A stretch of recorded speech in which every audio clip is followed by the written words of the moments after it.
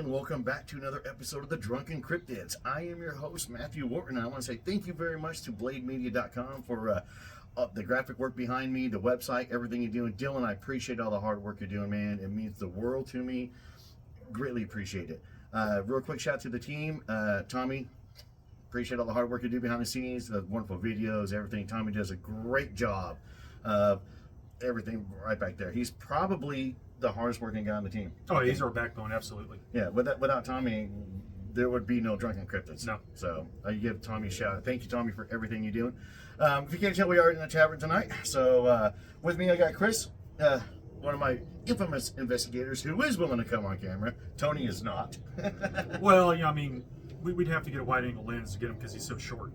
It's true. Tony, we'd have, yeah. But since Tony's doesn't want to come on camera, so Chris has always volunteered to step up, and whenever the investigation to be done, Chris is the guy that's stepping up.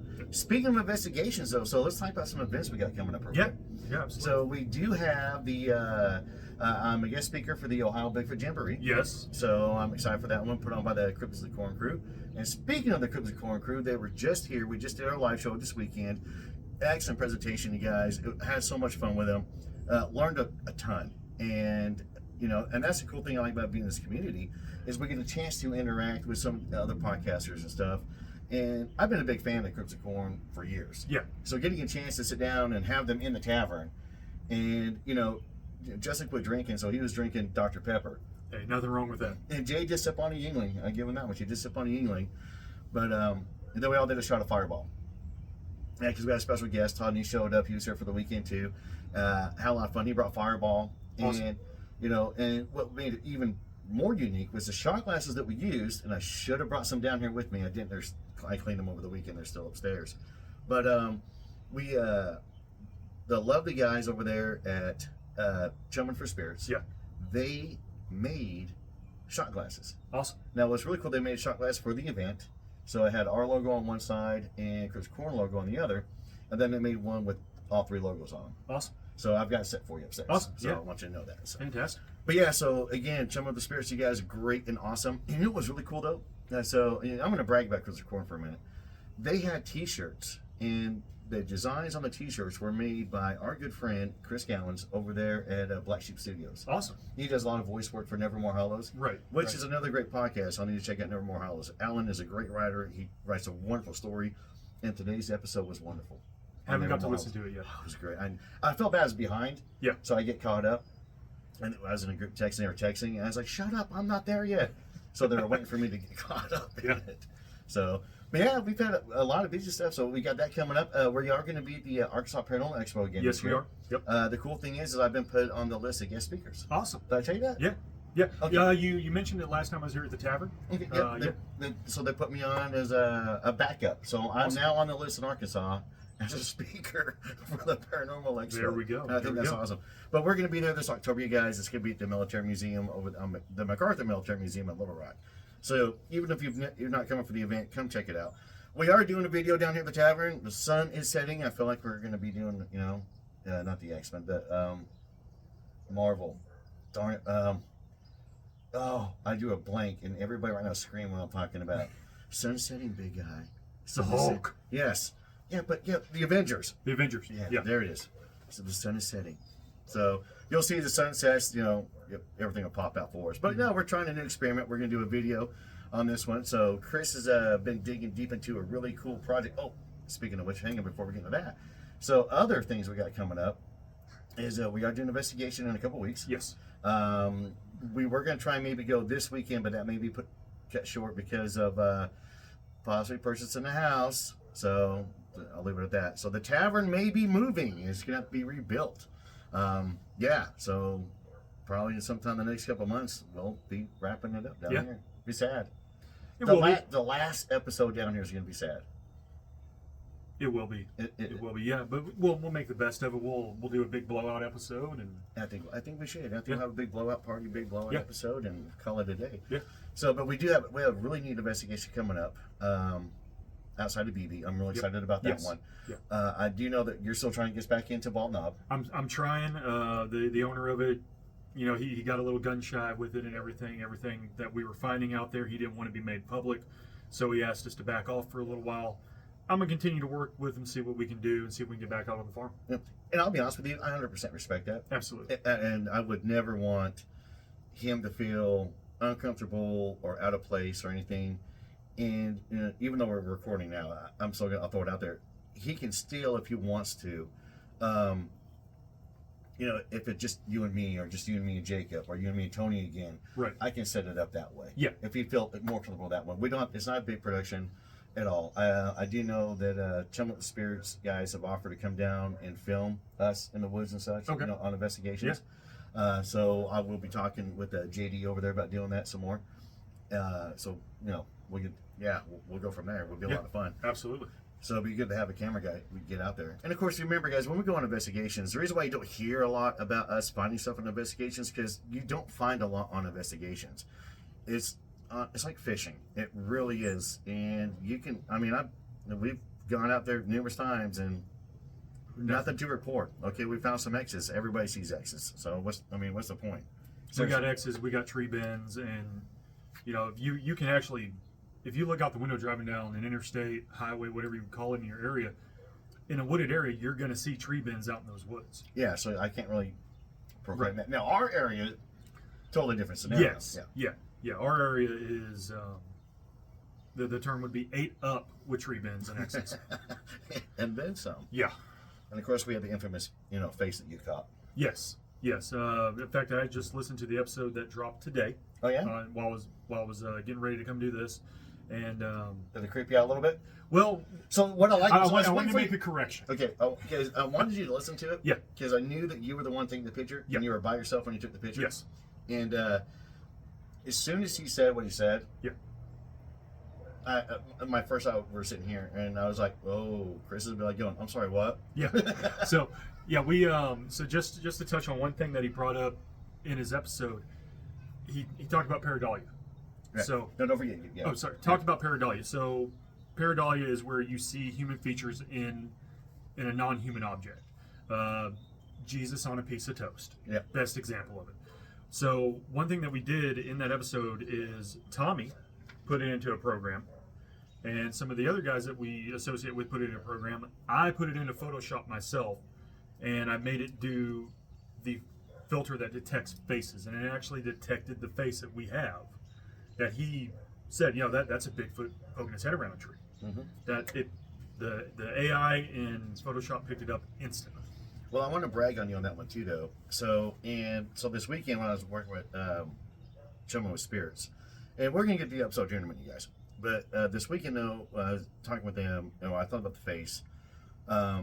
Larry had a really unique photo that he caught on a paranormal investigation. Okay. And I said, okay, so where's the other one? Because that's why I take you guys, right? So we always say two. Yep. And a minimum of two. So you see something, boom, boom, boom, boom. That way, if something pops up, we have something to fall back on. Right. Like in your case, so you did that. You got the two right there, boom, boom, and you can see. They're a little off. Sure. But you can, the landmark there is the tipped over stand. So that landmark there and the bent tree. Yes. So so you can place it in the one and look again on the other one. But what's funny though is in the other one, there's that weird looking squirrel staring at you. Yeah. Yeah. And that is a weird looking squirrel. Yeah. So this area, that's one thing I noted in our first investigation to myself was the sheer size of the squirrels out of this place. They're the size of chihuahuas. They're huge. It's an ugly squirrel. It is. Yeah. And maybe if you guys are nice enough, I'll post them again on Facebook and let y'all look for them. The squirrel's like my favorite Easter egg. Yeah. But all right, so here's the cool thing. So months ago, Chris approached me and he wanted to do an episode on this topic. Yep. And I want to do one. Been wanting to do one. The area fascinates me. The encounters that we have in there fascinate me. I know it's been done on a lot of shows. This area is always one that everybody hits. Every podcast has an LBL episode. Yes. So we're going to do a dive into it. Chris has been spending months and months deeply researching. So it's going to be, Chris doing a lot of this stuff. I got my notes here in front of me. Chris got his notes in front of me. And I will say, Chris and Tommy are the ones who actually were lead investigating this one. Chris was out there up front, digging deep in, and he would text me, "Oh gosh, check this out," or send me a link to, look at this, look at that. And bless his heart, because he knows how busy I am. So as much as I want to dig into this stuff, I'll get started on it. And I've got other notes and everything, and I didn't print off some of the other ones that I had from before. Like I'm working on another project. Did I tell you? I think I might have told you about that. It involves a big hole in the ground. Yeah. Yes. And I found a correlation with that to a TV series. Awesome. Yeah. So, but I knew Chris had the LBL covered, so I'm jumping into this other one. So when we do this again, and hopefully we'll have Jacob with us. Jacob is under the weather. That's why Jacob's not here tonight. So Jacob, hope you get feeling better, brother. And he worked his butt off this weekend, though. I bet. He did. Jacob worked he did. I mean, he did a great job at the door, make sure everybody had their tickets, everything was going on. Good. And with the kids there, he became a jungle gym. That's good for him. Yeah, I know, he had like, at one point I looked back there and he had like 3 kids, I think, climbing all over him. Wow. So thank you, Jacob, for all that. I appreciate what you did. I do. And of course, Nicole, she made a whole bunch of trays of desserts. Good. Yeah, so again, thank you again, Nicole. But of course, Tommy, man, all to you. Well, let's jump into the infamous LBL, shall we? We shall. I know you're excited about this. I am. I have been super excited about this. All right, so the Land Between the Lakes, the Land Between the Lakes National Recreation Area was created by President Kennedy in 1963. Originally called the Land Between the Rivers until the Tennessee Valley Association, the TVA, flooded the area in 1944.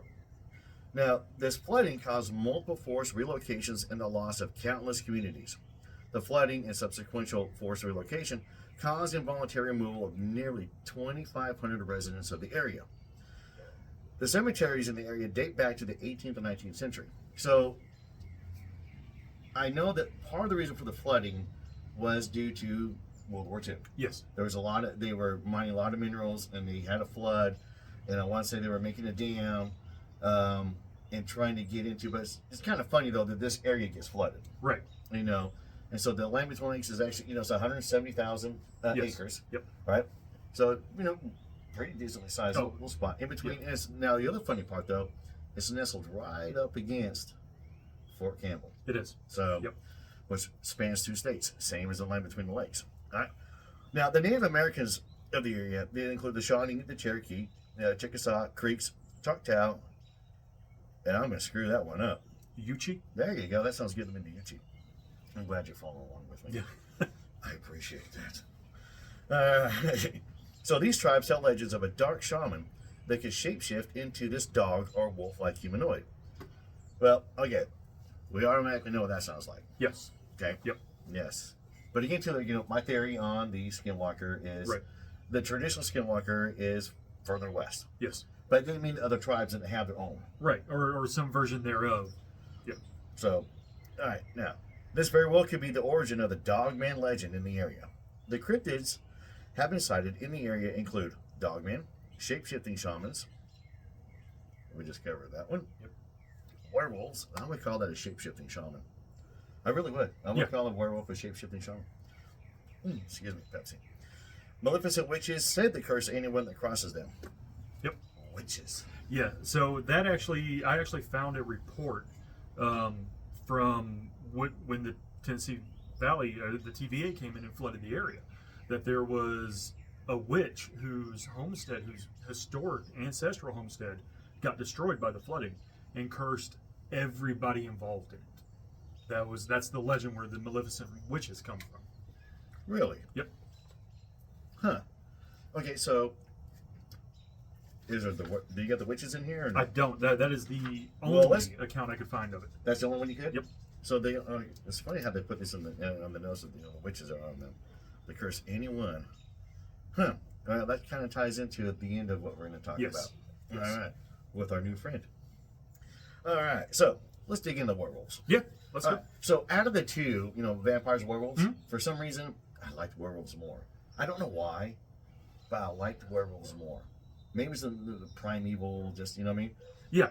The as you said, the primal instincts that we have as human beings. The werewolf kind of embodies that animalistic, masculine characteristic that we're taught growing up with the generations that we are, and that could very well be it. For me, the whole vampire thing was, wait a second, if I open his coffin during the day, he dies? Come on. When you mentioned that too, though, so I'm trying to put the microphone so y'all can still see me and hear me very well. So trying to make sure it looks good on the camera. It's our first time doing a recording on video. Normally I just do audio only. and everybody's been pushing for video. So, They have. ta-da! So what's funny about the worlds and the vampire thing, since we getting off topic, but welcome to the Drunken Cryptids. Everybody growing up was like, "Oh, I want to be a vampire. Oh, I Right. want to be this." No, I wanted to hunt them. Yeah. I wrote a short story in 9th grade. I wanted to be a writer at one point, and so I wrote a short story about a vampire named Benzor, and this kid named Eric Watson. And the kid, obviously I wrote about kids because I was a kid. Yeah. You know, and having an account as a vampire, and they were going to do battle and everything like that. And I actually won 3rd place in a short story contest. That's awesome. Yeah, I got $10 out of that. Awesome. And so I got paid. I got paid as a writer one time. I don't think it's published anywhere, but still. But no, that was always my fascination was, and I think that was, me digging into all these legends and stuff, and it was to, for the evil entities and the evil stuff, I wanted to battle them. Yeah. I wanted to, I was always considering myself a force of good, and maybe that's part of my problem, that hero syndrome. We'll get into that later, though. All right. So there is one legend specifically that talks of a French immigrant that settled in the land between the rivers that supposedly had a disease that caused him to turn mad. That was great. After sundown. The legend says that the disease was genetic and passed down to him from his parents. Now these settlers allegedly led very reclusive lives and did not socialize with outsiders, preferring to stay to themselves. It is believed that this self-initiated isolation was done so to end their curse. So I can kind of see that. Absolutely. You want to, Yeah, you don't want to spread it through, the genes that are passed down. So you isolate and kill it. and die off. Yes. Yeah. It did happen back then. There was an investigation in the early 1900s that reported the homestead of this family to be abandoned and in a state of disrepair. It is believed the family were in fact werewolves and the cause of the missing hunters in the area. Okay, so so then this, so they're saying then that, do we have a date on this French immigrants or? There wasn't. I saw everything from the, mid 1800s up into 1870s on it. I couldn't actually find a date on where these came from, but there's been legends dating as far back as you can find of hunters going missing in the LBL. Yeah, well, so I got to play devil's advocate. Absolutely. So we can say that about any woods. Yeah. Area 2.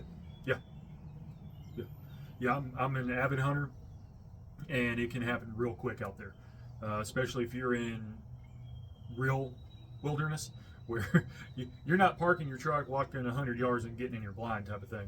You're out there in the thick of it. You're out in heavy woods.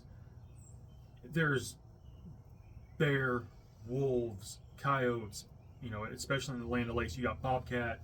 There are, just like here, no, there's no mountain lions. There's reports of mountain lions. There's guys up there that have mountain lions, cougars, or whatever you want to call them, on their trail cameras. I reached out to some of the hunting groups I'm in, and sure enough, I got photos of big cats on trail cams within, a few miles of the LBL. I'm not surprised. Nope. Not at all. At all. You're going to love what I found about our area we're going to. So now here's, so I was reading ahead, and I like this one. Another legend is the loup garou, which is French for werewolf. You may have heard this also pronounced as the rougarou out of Louisiana. Yep. The Shawnee of the area would tell the French explorers of the loup garou, or an evil Shawnee shaman that could transform into a man-wolf and would terrorize the neighboring villages and others.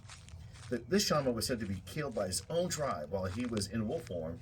It is said that the shaman spirit still roams the woods of the LBL looking for revenge of his murdered people. Yep. Well, okay, so here's my thought on that one. Yeah. Okay, so you got the crazy white people coming in, right? Absolutely. You don't want them in your area. Exactly. Don't go over there. There's a crazy shaman that turns into a wolf. Right. You know what I mean? Yeah. So I would tell people that. Oh, absolutely. Oh, yeah. No, you don't want to go over there. Yeah, no good hunting over there. No. There's a crazy shaman that turns into a wolf. Yeah. So, yeah, because again, my mindset is always going to go to what's the logical answer before we get to the. Exactly. You've been with. Yep. I mean, the night out there at the cemetery. Well, exactly. At the battlefield. Yeah. Exactly. So, what's that light? The reflector. Yeah. Everybody else all excited about the light. So reflective. Yeah. Of course, the deer urine thing caught me, though. That caught me off guard. Yeah. Remember that? Yes. So I was like, whoa. I'm out there looking for ghosts, and all of a sudden my mind automatically goes to Bigfoot. Oh, yeah. Yeah. I have to separate the two sometimes. They live in the same environment. Well, on that camp, yeah. Yeah. There's so many camps, though. Yeah. All right. Now, during the early American expansion, there are accounts of the early American settlers reporting missing hunters and others. Okay, so I'm going to fall back on this one. If you're new to an area and you're going out there hunting, and you may go a little further than you can, you may take a left instead of a right, because here's the thing about that one. All right, so when we're talking about settlers, these are people who move into an area to set up camp and now go hunt. Exactly. So they don't know the full area just yet. I mean, they're not on it yet. They don't. No, they're not out there every single day for a couple years. You know what I'm talking about. Exactly. So I think that those are going to happen, and I do believe that for a lot of these, old missing hunter stories, all these old, tales are coming from people who just got lost, and well, they're falling back on what they were told. So obviously, it must be an evil shaman turned into a wolf. Yeah. All right. So now Now, this can easily be explained away because of the apex predators such as wolves, bears, bobcats, mountain lions in the area. True, but again, too, though, you got to remember, most of these animals were not their primary food source. No. There are attacks. It does happen. Yes, it takes a hungry one. It takes this. It takes that. I mean, I don't see grizzly in here at all. A black bear will only really attack a human if it's threatened, if it's cornered, or if it's mange, if it's sick, if it's rabies, something. It's got sore teeth. That's what they found with the two lions down there in Africa. The Val Kilmer movies. Yes. With the what's his name as well, but they had bad teeth. Yeah. They had broken teeth and they couldn't hunt normally. Right. And well, we're soft and really really squishy, so yeah, we became the target. Yep. Yeah. So, let's see here. Mutilated, all that fun stuff. Now, to this day, park rangers find bison calves mutilated and half-eaten. These park rangers also report the wild herds of bison in the LBL will often held together in protective formation as if there are predators in the area. Yep. It takes a pretty big animal to take down a bison. It does. A lot of people don't realize how big these things are. They don't. A bison, they're the size of a small car. Hey, I recommend if you all see a bison, go pet him. Don't pet the fluffy cow. No, please do. Please do. They're It's my humor. Yeah. You can find videos of people petting bison at Yellowstone. It's hilarious. That's the point. Yeah. That's why I'm saying, It's please, great. more people should pet more Yes. bison. That's my argument. Yep. All right, so what do you got for me over there? So, transitioning into the modern era of the LBL and the sightings at the LBL, I found two that, out of all the hunters that I was able to find, there were two that really stuck out to me. One of them happened in 1973, where a group of gentlemen, we'll say gentlemen, from Murray State College or Murray State University, decided to go out into the woods and have a camping trip. Well, they loaded up in their VW microbus and headed to the woods. We'll let you judge for yourself on that one. What year was this again? 1973. Yeah, so Happy grass. yeah, exactly.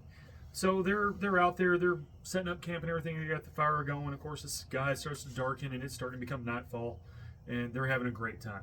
And one of the guys has to venture out into the woods by himself and take care of the copious amounts of water that he was drinking. We're going to say it was water. So he's out there and he says that, he went back to the camp and he started telling his guys, I'm out there and I can hear things circling me while I'm out there and sniffing the air like a dog would if you're cooking inside. So they're giving him a hard time, yeah, man, it's nothing, it was a boar, whatever. And so they're sitting around the campfire and they start hearing, all of them start hearing movement in the woods around them, in the perimeter just outside the light of the camp. And so literally it was circling the camp. So they pick up the flashlights that they had with them, which in 1973 they're going to be very dim flashlights. 73 they're probably a couple of D-cell batteries and an incandescent bulb. Mainly C's back then. Yeah, it would be C's. It would be the C's. Yeah, so you're looking at something that I'm is old. dimmer than the flashlight on your cell phone. Very dim.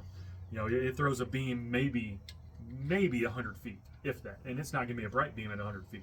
No. So they're pointing their flashlights out in the woods, and this is when they started hearing howling from the woods around their camp. Okay. So naturally they're freaked out. They're in the woods. They're hearing howling. They go to wolves automatically in their brains. So as they're sweeping the woods, that's when they spot a pair of glowing eyes, red glowing eyes out in the woods. So this is going to be a common trend in any of these sightings of the LBL with these alleged wolfmen, dogman, werewolf, whatever, is the red glowing eyes. So they all decided to retreat to their van. So they all pile up, back up in the van, and they're going to get out of there as fast as they can.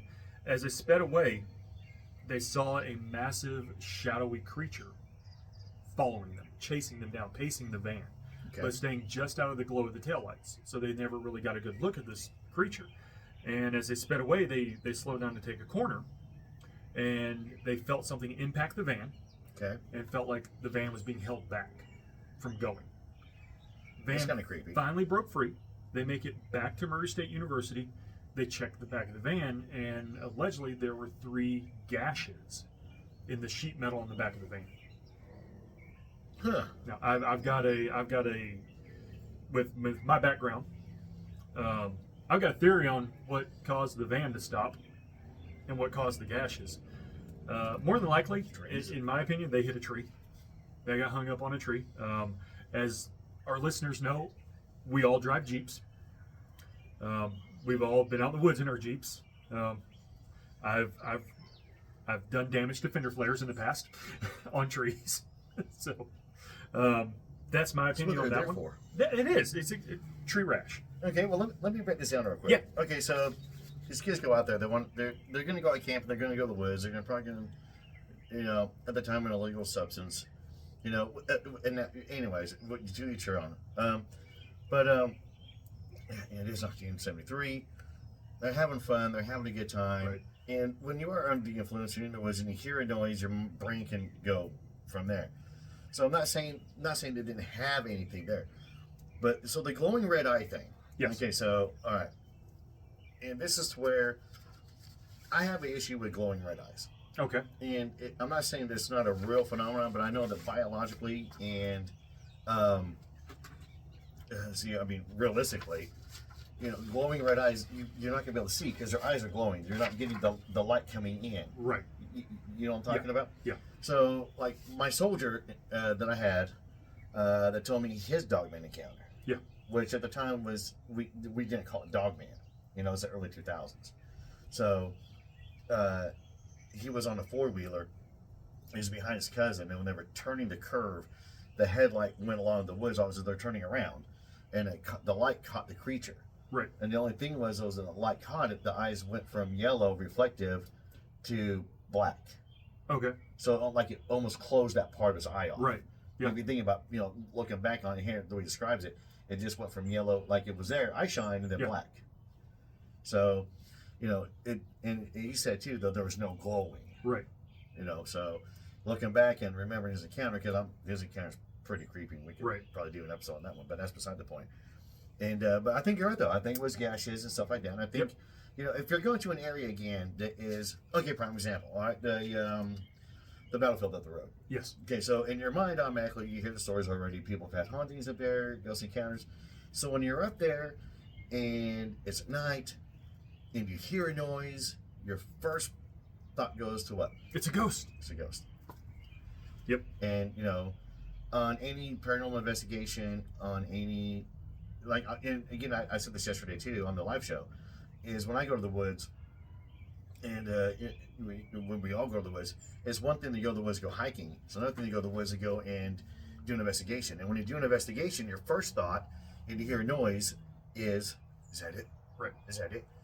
And it's a squirrel, or it's a tree branch falling, or it's this. So you have to have that mindset, and you have to mentally train your mind. So a lot of people automatically think that it's you just walk out in the woods and ta-da.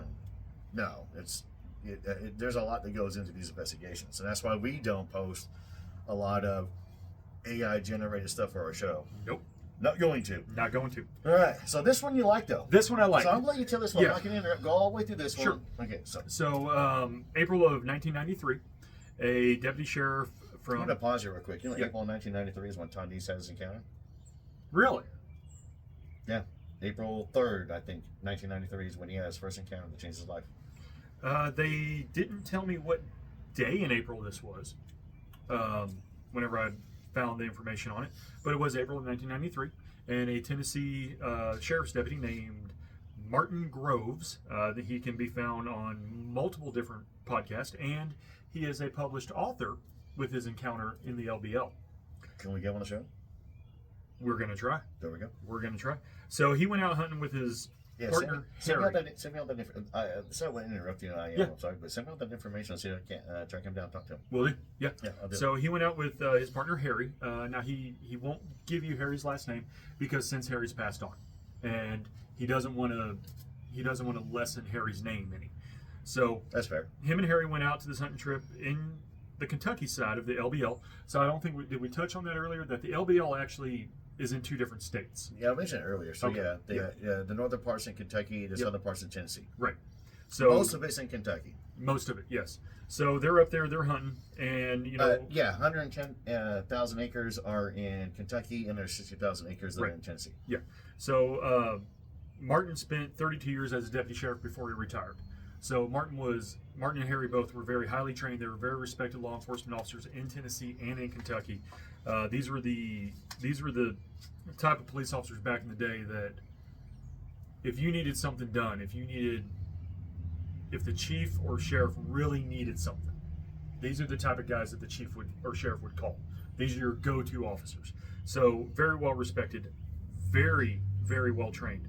And they did something that Matthew has to tell us not to do all the time.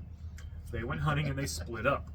So Harry stayed near the camp and actually walked out into a cornfield that was right there by the camp. And he was hunting out of that cornfield. Martin, on the other hand, decided to walk several miles away from camp. And Martin was out, they were turkey hunting is what they were doing. So they both had shotguns loaded with turkey shot. So they're out hunting. Martin is way out away from camp, and he starts to come back to camp. And as he's coming back to camp, he actually encounters another hunter on his trip. And they stop, they talk to each other. They realize that both of them had the nickname Bubba at their respective departments. This gentleman was a firefighter by trade. So, of course, they really got along after that. And the old boy was giving him a hard time about hunting with a shotgun, not a bow. This is all side story that Martin tells in his encounter. So the last thing that this gentleman told to him was, keep your head on a swivel walking back. Okay, why? And the guy told him that the night before he had actually heard critters, his words, critters, circling his camp. So these are very experienced hunters, been in the woods their entire lives. Martin's walking back, and as he's walking back, he notices something he set off to his right that was in the woods several yards into the woods that was keeping pace with him. He initially thought it was, maybe a pack of coyotes or something of that nature, wasn't thinking anything of it. So he just continues to walk back to his camp. And that's when he heard what he described as a large metal door scraping across a concrete floor. So if you can imagine just a god-awful metal sound out in the middle of the woods. So, of course, he takes notice of it. He's looking around, and he sees this, whatever it is out in the woods that's been pacing him. So he continues to walk, and he's walking a little bit more, and he realizes this thing is still following him. And he hears a whistle. So his ears perk up, and he's looking around. He said at this point he still wasn't alarmed by this because he'd been in the woods his entire life. Me personally, I'd be very alarmed at this. If I heard a metallic sound miles away from any civilization, and I got a pack of something pacing me in the woods. So he walks a little bit more, and he hears the metallic sound again. Okay? So mind you, if you look at a map of the LBL, he is out in the middle of nowhere. I mean, it is. You do a satellite image, you can't see anything but trees out there. It's thick. When he hears this one, this actually startles him enough that he jacks around into the shotgun. So he loads his shotgun at this point. He looks up in front of him, and he sees this massive. He called it a entity, I think is what he called it, standing in the woods next to 2 trees. And he said it looked like the guy had a ghillie suit on. but he was absolutely massive. He then hears a whistle. His head snaps to where the whistle came from, which is where the pack of dogs were. And he automatically thinks, okay, this is a hunter calling in his dogs. So in the split second it takes him to look back where the being was, gone. Absolutely gone. So at this point, Martin's starting to get concerned. And he starts thinking to himself, wait a second, this is a pack of coyotes or a pack of dogs. They haven't come in to investigate me. They stop when I stop, they go when I go, and they haven't approached me yet.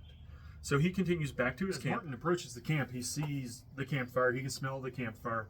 And he starts making noise to let Harry know that he's coming back into camp. You know, just a courtesy thing that hunters do. When he gets to the camp, he can tell that Harry is extremely agitated. And so, of course, Martin's like, well, what's going on? And that's when Harry tells him that the whole time he was out in this cornfield, he's being harassed by what he thinks is another hunter, of course. Yeah. So he's out there, and Harry said that while he was sitting out there, he had things being thrown at him. And one of the things that he noted that was thrown at him from the tree line, which was a ways off. You know, we're talking 50 or 100 yards off from where Harry is. He said it was a half-eaten, half-rotten corn cob. So if you ever picked up an ear of corn, you know that they're not heavy. You got to have some mass behind you to throw a corn cob at somebody. Yeah. Actually, think about it. Yeah. So he said that this thing was going so fast and got so close to him, he actually heard it whiz by his head. So they start setting up camp for the night, and they're sitting around the campfire, and they start hearing movement circling the camp, you know, all around the camp. And so they pull out their flashlights. Now, you got to think this is 1993. Again, just like the college boys, they're not going to be great flashlights. They're just not. They're not going to be what we have today. But they're shining their lights out there. You know, they're probably either mag lights or Kel lights. You know, if you were in the military or law enforcement in the 90s, you know what Kel lights are. They're not the best. So they're shining these lights out in the woods. And they're hearing movement. They're not seeing anything, but they're hearing movement.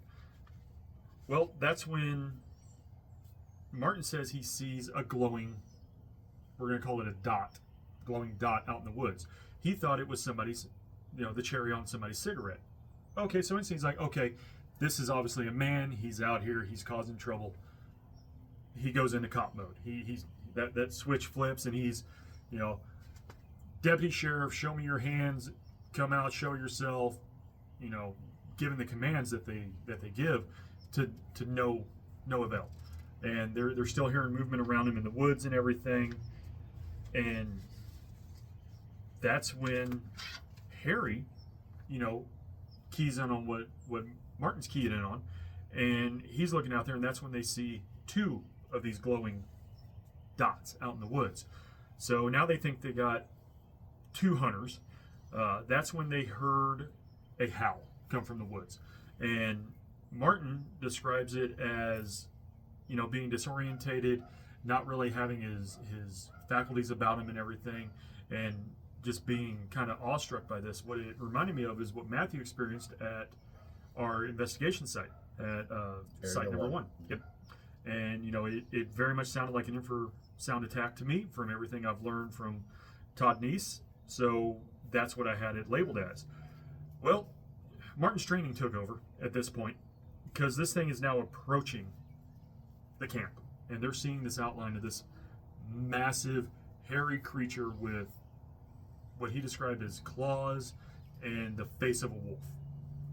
So Martin draws his sidearm, puts 2 rounds in it. At the exact same time he puts 2 rounds in it, Harry lets off with a double-barreled shotgun. So they've now shot this thing 4 times. As soon as Harry let off, Martin said it vanished. Just vanished into thin air. So by the time this registers in Martin's head, Harry's already in the truck ready to go. So Martin runs up, jumps in the bed of the pickup truck. Harry started the truck. They're trying to get out of there, and I don't know if he couldn't get it in gear or if it was slipping. He just said the truck wouldn't go. It finally hooked up, and they pull around, and they point the lights towards the cornfield where Harry was hunting, because I'm gathering that's where the exit to this camp area was. Makes sense. It does. Yeah. You know, you got a cornfield, so you got some type of civilization that direction. So naturally, that's where the road's going to be. Run. Exactly. So this is where it gets interesting. We've already got a wolf man or a dog man type thing in the woods that disappeared when it got shot. Now he's talking about two creatures that were at least 8 foot tall. One of them was down on all fours and moving around like a spider. So now we've got Dogman. We've got what's possibly Bigfoot. One of them spider crawling. This is why I like this encounter. Okay, got it. Yep. I don't ever want to see a Bigfoot do a spider crawl. No. At all. So they rip off, and Harry actually tags one of them with the truck, hits one of them with the truck. So they feel these scrapes go down the side of the truck. They hear the scrapes down the side of the truck, but they're booking it out of there. They go to the nearest ranger station, and the ranger station is abandoned because it's late at night. There's no rangers at it. It's not a 24/7 ranger station. So they go off a little ways more, and this is what lent a lot of validity to his account. When they got to where they were going, of course, Harry got out of the truck. He's at the front of the truck. Martin comes around, and Martin says in the interviews that they had both soiled themselves from the encounter. And these are veteran police officers. So these boys were scared. So they get cleaned up. The next morning they head to a ranger station, the same ranger station they were at the night before, and it is crawling with activity. They said there were news reporters, search and rescue, EMS, local and state, county PD, and a whole bunch of rangers. So Martin goes in, introduces himself to the very first ranger he finds, which happens to be the ranger in charge. He starts telling the ranger in charge his story. The ranger goes, "Nope, you're lying. You were out there poaching bear." Instantly on the defensive. So argument back and forth for a little bit. The ranger finally calls Martin's sheriff. Sheriff vouches for him. These are my two best guys. If they said it happened, plain and simple. While Martin's inside talking to this ranger, Harry's outside talking to the state boys that he knows, the state police that he knows out there. And they tell him what happened was a couple of bow hunters came upon a camp that was destroyed and found the owner of the camp ripped to shreds by something, by some creature with claws and teeth. So that's why they were all out there. That's why the news was out there and everything else. They weren't out there for Harry and Martin. So they start telling the ranger or the state police what they encountered, and that's when these state police start, talking about it and start talking about the infamous attack that everybody knows of the LBL. Yeah, we'll cover that in a second. So Yep. let's go to Let's talk about Martin and Harry. Yeah, Martin and Harry. Harry and Martin. Okay, so going through their encounter and listening to you talk about it, so what gets me is the part where, the ghillie suit. Yep. Right, hear the metallic noises. Yep. And, what's funny is that, Ron Moorhead talks about up in, with the Sierra Sounds, that, they would hear like a corridor slam and stuff like that, noises. Whistles, obviously we've heard those. Yep. Which has Sasquatch similarities to it though. And then you're throwing in the dog man on top of that. Yep. With the cigarette light, and then there was one, then there was two, but my argument, my concern with that one is like looking at you with one eye, he's a Popeye in you, and then opens both eyes. I was thinking he was probably looking out from behind a tree, like quick peeking him. Yeah, he didn't say the other moved. He just said then another one appeared beside it. Yes. So because that's my thought process as well. Yep. If it was doing that. Right. So, and then with the infrasound, and then them working in tandem to destroy the camp, but which is, because most reports you hear about Sasquatch and Dogman is to where they're not liking each other at all. Sure. This is one of the rare ones, and I know this encounter. Once we started going into it, Yeah. I remember, for this encounter. And I remember thinking to myself, too, how is Dogman and Bigfoot, allegedly they, are mortal enemies. Allegedly.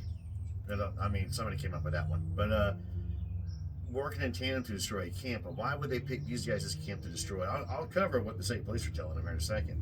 But, I mean, there's a lot of Sasquatch to this one. Yes. And, of course, I mean, they obviously, witness a dog man.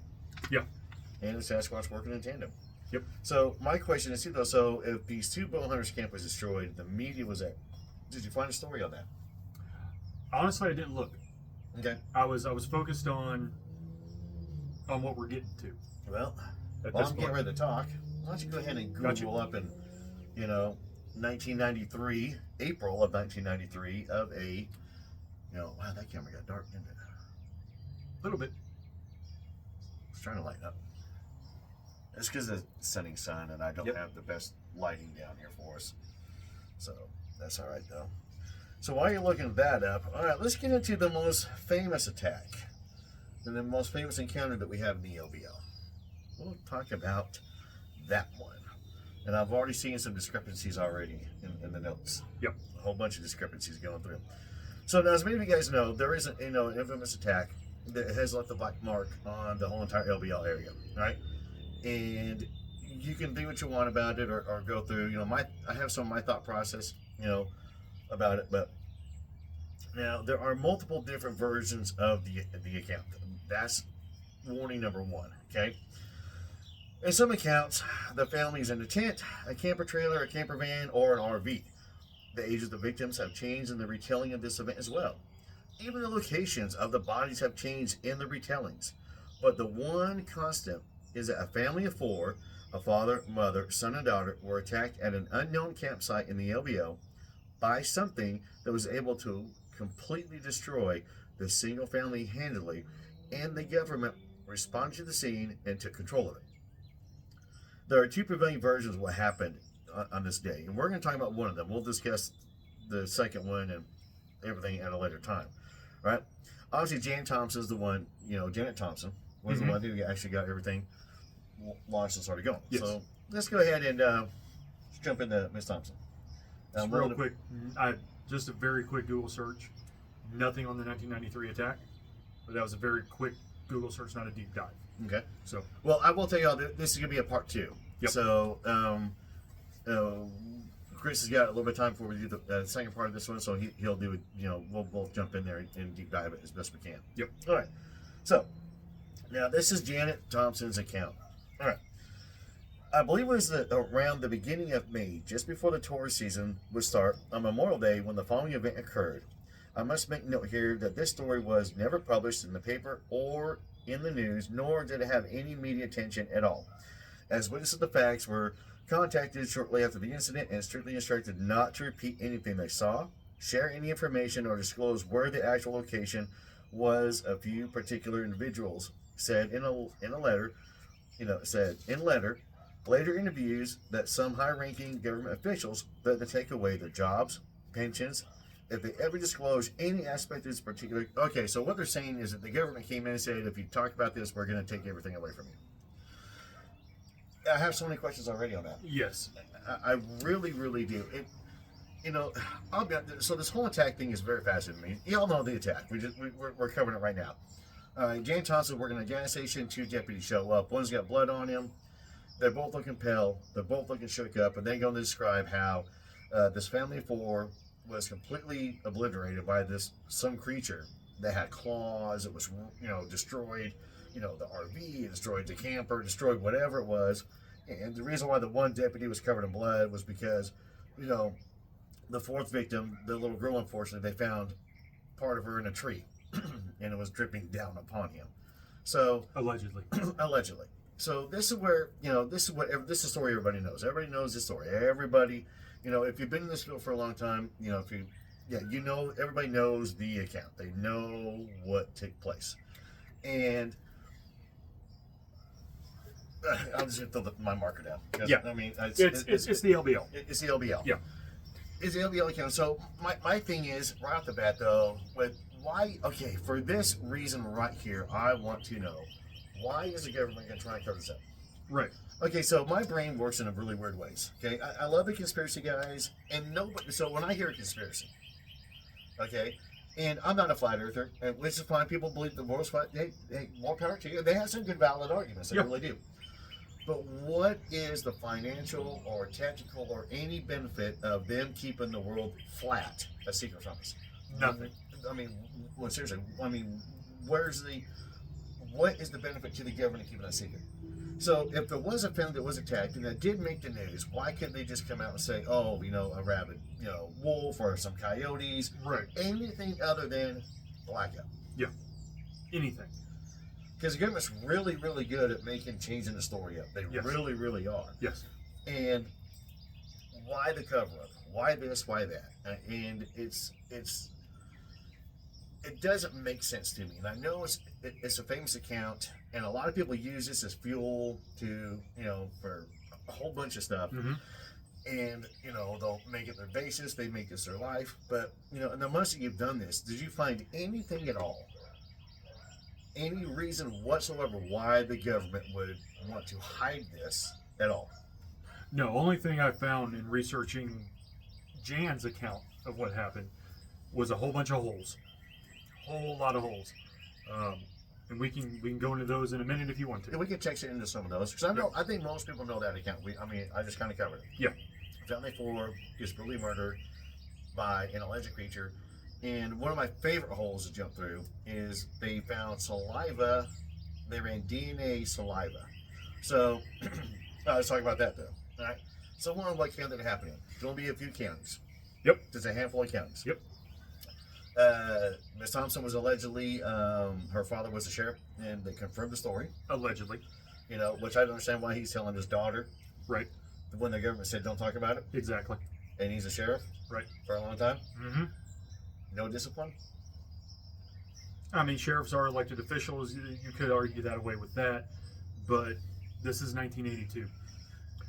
And I know from a police officer that was a police officer in 1982 in a department that's going to be much larger than anything in the LBL, they had no earthly idea what DNA even was in 1982. Local law enforcement didn't. Blood FBI type, not yes. Yeah, blood type was a big one at the time. Right. That's how they track people down was through the blood type. All they would have done is that they'd have run, if they had ran the saliva, it would have told them what type of animal it was. If it was a dog, if it was a cat, if it was a bear, that type of thing. The other problem that I have with Jan's entire account, and dive a little deeper into this, I found a very detailed account of hers. Very detailed. Where there were multiple county agencies. Mm-hmm. There were coroners from both Kentucky and Tennessee there. Mm-hmm. Both Kentucky and Tennessee medical examiners. Mm-hmm. EMS. Mm-hmm. Stadies. Mm-hmm. And a couple local guys. Mm-hmm. There ain't no way all of them are going to keep their mouths shut for 43 years. It's not going to happen. True. So not only on that token too though, so let's look at the area. You got Fort Campbell, a military installation located beside it. So if you want to talk about real quick response from the military, it would be the MPs first. Yeah. Honestly, they would have came and they have to travel through, depending upon where gates are located out on the fence line and stuff like that. I was trying to get maps for us. Yeah. That really was. But I'll be honest with you, when we get a map of the military installation, we cut off the civilian side because we don't use it. Right. So everybody would have a map that was already cut off. So I could not kind of deep dive into that one. Yep. But, so with these stories, and Janet Thompson is a real person. She really did exist. Unfortunately, she has passed away. Yes. So condolences go to her family. It always starts off as a story. And behind every story, though, there is a grain of truth to it. Yeah. With all these agencies, everything reporting, where was the media at? There's Because no, even in 1982, reports where it has scanners. Scannerland. Even in that area. Yep. I don't care who you are. I mean, people. I mean, yeah, you're going to see a whole bunch of people driving down the highway. Yep. You're going to see a lot of law enforcement in an area, and it's going to draw attention. Not only that, you're going to have. They're not going to be driving calmly. No. They're going to be running lights, sirens, code 3 to wherever this happened at. You're Initially, after that, then, they wouldn't be running. Well, even when they discovered everything, put it out over the radio, they'd have been coming from everywhere. You'd have had civilians coming out of the woodworks that had scanners. Yes, because I'm not saying that this event did not happen. Right. I'm just saying I don't think it happened the way it's been portrayed. No, not in this account. No. And and there's people out there who've done research, who've allegedly dug into the stuff, and they've interviewed witnesses. Yes. Which is funny to me, to where you're going to interview a witness that was told to shut up. Right. So now I'm just going off of this one account. Yes. Okay, of Janet Thompson's story. Yes. People have dug into it, who they've interviewed Janet, they've interviewed this, they've interviewed them, which is great. But right off the bat, though, the story has changed so many times already. Yes. And yeah, Grant's been 43 years, and I think it kind of helps add to the lore of the area. I do think a family was killed there. Yes. I do think something happened to a family there. Mm-hmm. I'm not saying that everybody and their grandma showed up, because one, it is a national forest. Right. And it does fall under the Forestry Service. Yes. So who do you contact first? Do you contact if you, and on top of that, here's the second one too, though. How do they know? Who told Okay, so who told law enforcement that a family got slaughtered? Right. Who showed up and said, hey, you know what I mean? You're not gonna believe what I found in the woods. Right. Holy cow. Right. Who found this? Yep. None of that is anywhere mentioned. It's always based off these two deputies who Yep. show up at a gas station, and that's where the story begins at. Right. There is nobody before that stating a phone call came in. We were notified. The Forestry Service notified me. The CIA notified me. Wait, let me shut up. Any alphabet agency notified me. Nothing's been notified. Nobody's been notified. Nobody's been contacted. Nothing at all. There is no dispatch log. There is no police report. There's no coroner's inquest. There's no medical examiner report. Nothing.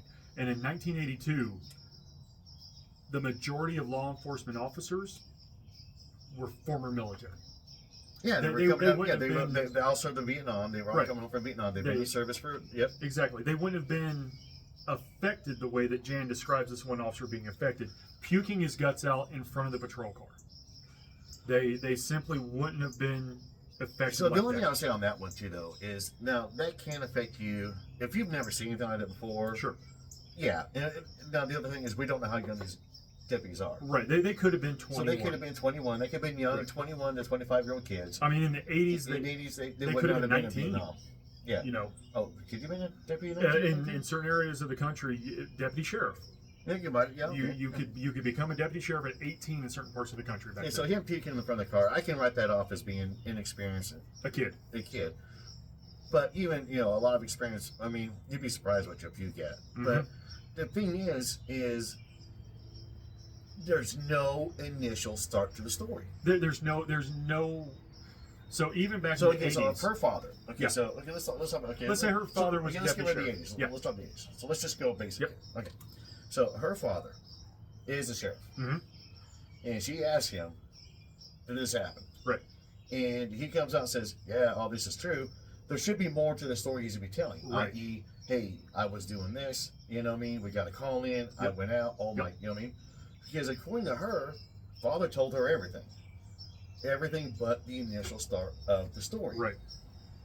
Yep. And that's what drives me nuts. Yeah. Until we found somebody. We found somebody. So let me phrase that. Hold on. I found somebody. I did. I stumbled upon. Let me give credit where credit is due. Okay? So, some of y'all out there, and the reason why I was building it up passionately for you guys is because I want you guys to understand where my brain's been going, everything's been going. And we've had this conversation before, if you can't tell, a little bit Yep. about where did this start from. Yep. Because I wanted to know. And out of nowhere, Chris sends me a link. I start digging into it. And I'm like, whoa, whoa, whoa, whoa, whoa. So here's the issue.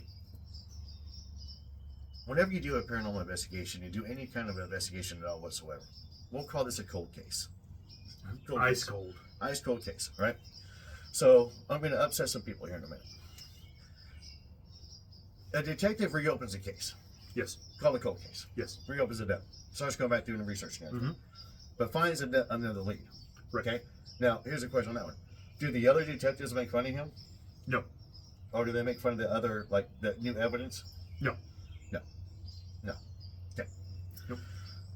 Every cold case has a chance of breaking out. I consider this a cold case. I consider this an urban legend. Until Roger. I'm going to go in a little bit about Roger here for you guys, because you're going to get a chance to hear Roger. Yes. And you get a chance to hear Roger's story. Yes. Chris has information for me. I've reached out to Roger. We've been talking for the past 4 days now, and he has agreed to come on the show and share his side of the story and ask some questions. He doesn't want to go into it too much because he has a hard time with it. So I'm going to summarize. Roger is a survivor of the infamous LBL attack.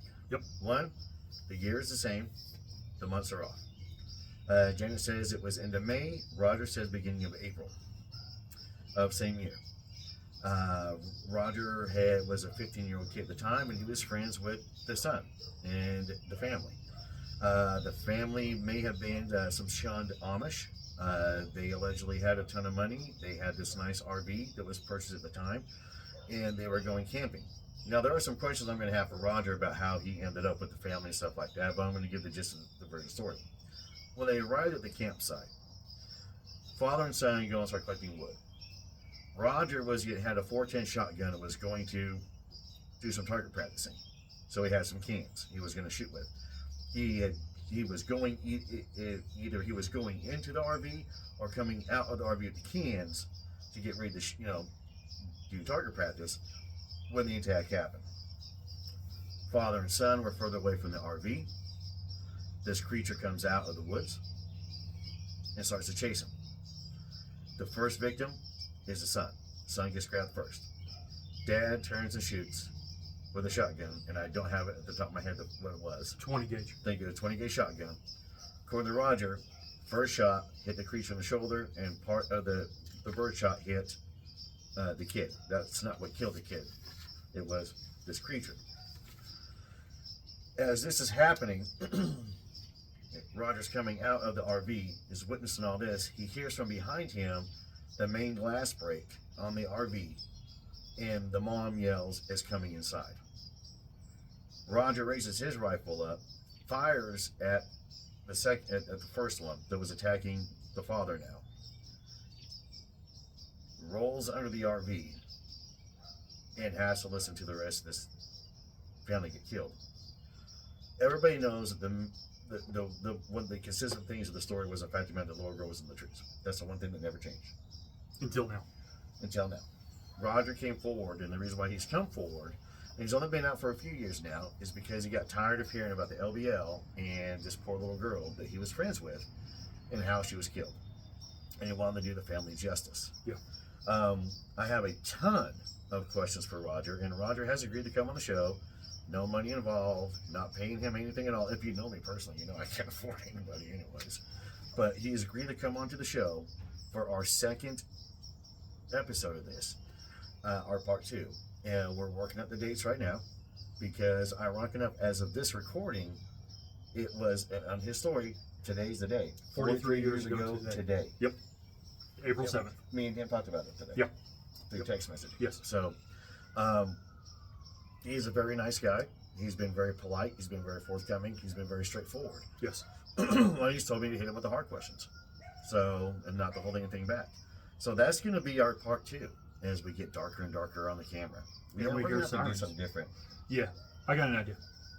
What? For lighting. I got an idea for the lighting. Okay, cool. Yep. All right. So with that, I'll go back to the whole thing in the LBL. One is very fascinating. It's going to have, but I can tell you, so here's my other thing on this one too, though. You can find any woods are going to have a Native American legend. Oh, absolutely. Any woods, anything. I mean, it's not like our whole entire country is built on Indian burial ground. Just saying. Just saying. But the thing is that you guys, so, everywhere's got urban legends, everywhere's got this, but this one's got a great intro to it, and I'm looking forward to bringing Roger onto the show. And Roger, for listening, thank you very much for agreeing to come on. I'm looking forward to hearing your account, getting your version of the events that took place. I gave a rough summary of that one. It'll be a wonderful Q&A.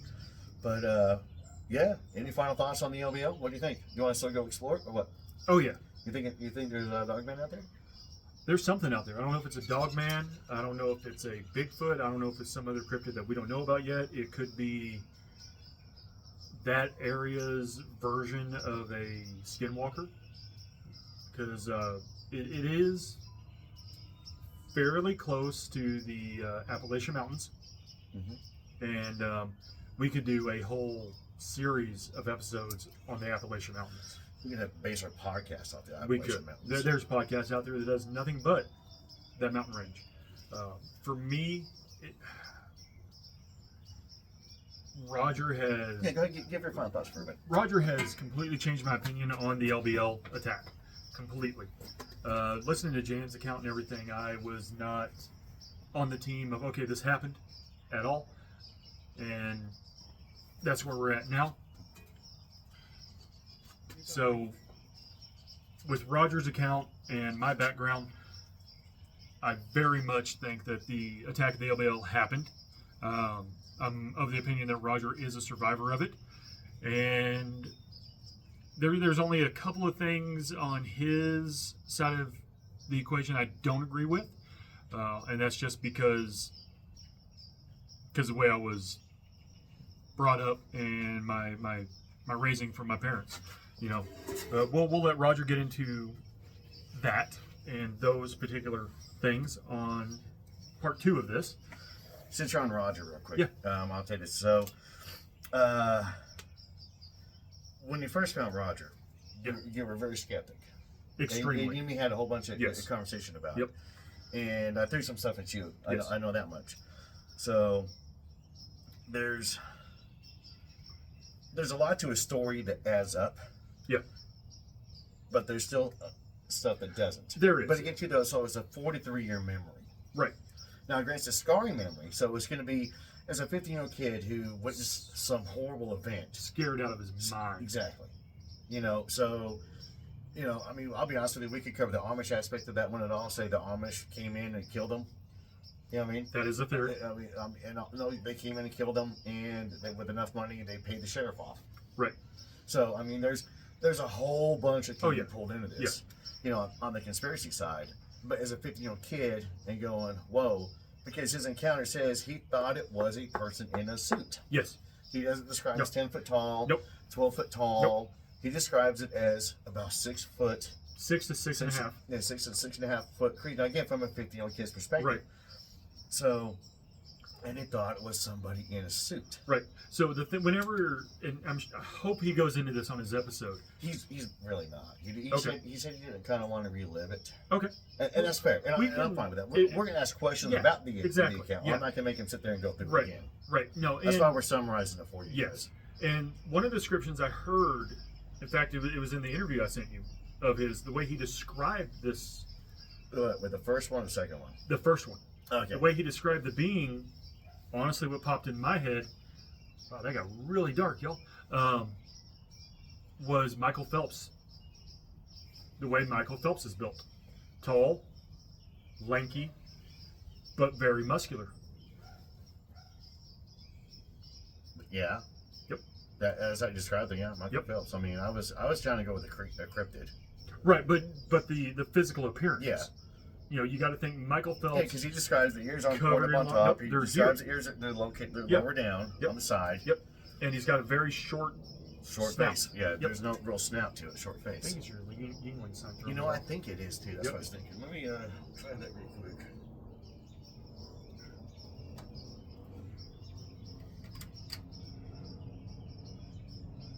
Not at all. No, we got dark there. It should brighten up a little bit for us. Yeah. Oh, okay. I was like, what's that red thing? Oh, it's the timer. Yeah.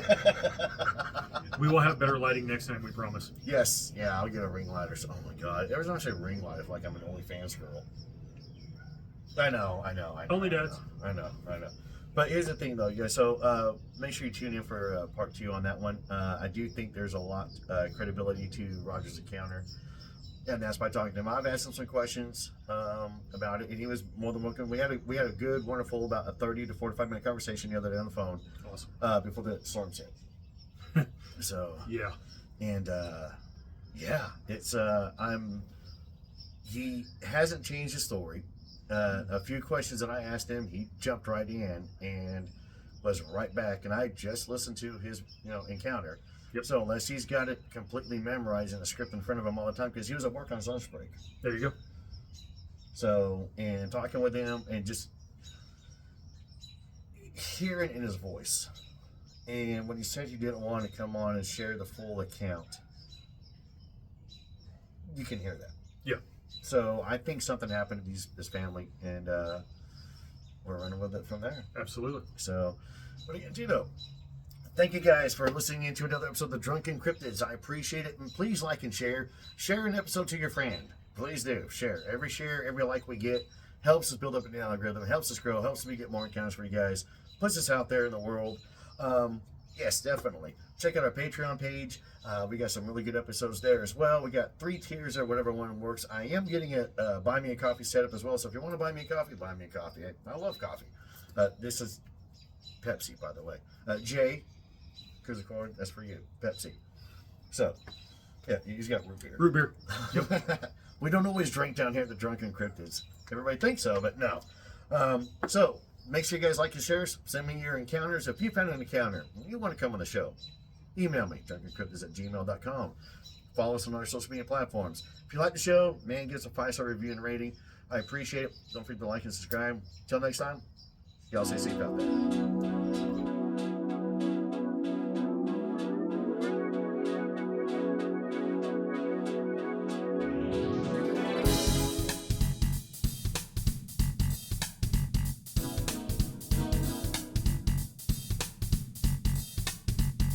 I can do anything that I want. I can do anything that I want now. I can do anything that I want. Hey, hey, if it is to be, you know that it's up to me. I'm headed to the front.